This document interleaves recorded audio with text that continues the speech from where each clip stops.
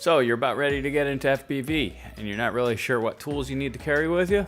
This is your video.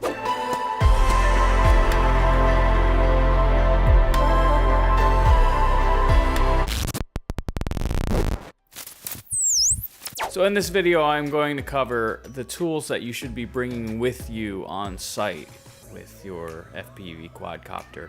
These tools will also help you build and repair at your house or what have you. So they're good to have.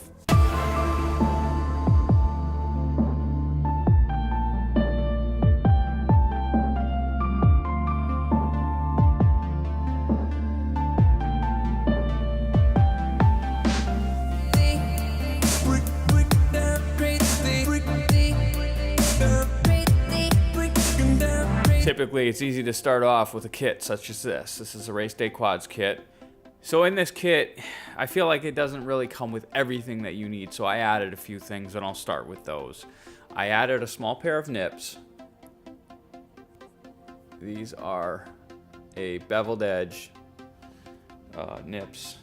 These are really good for cutting small wires, getting into small places.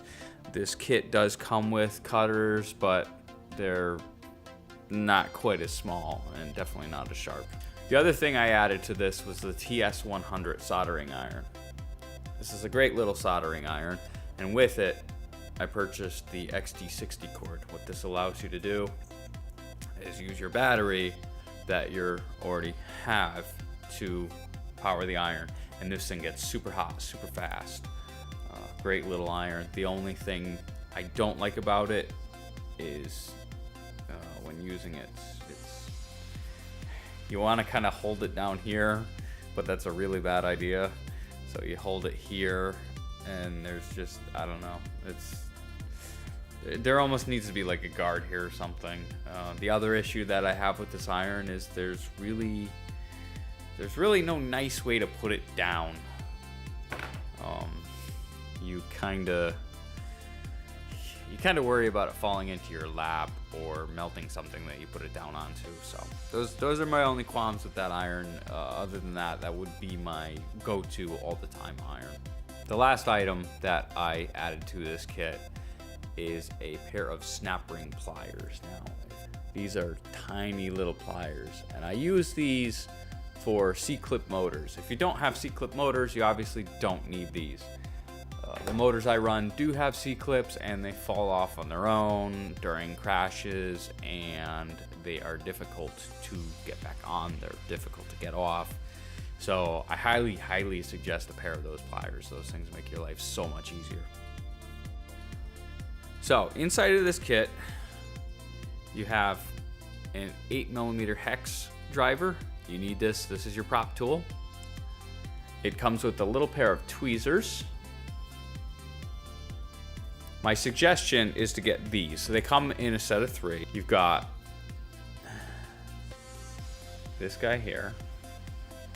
And the way these operate, you squeeze them to open them and you release to close. So you can hold your work without using a hand to do so. And then they also have the straight bladed ones.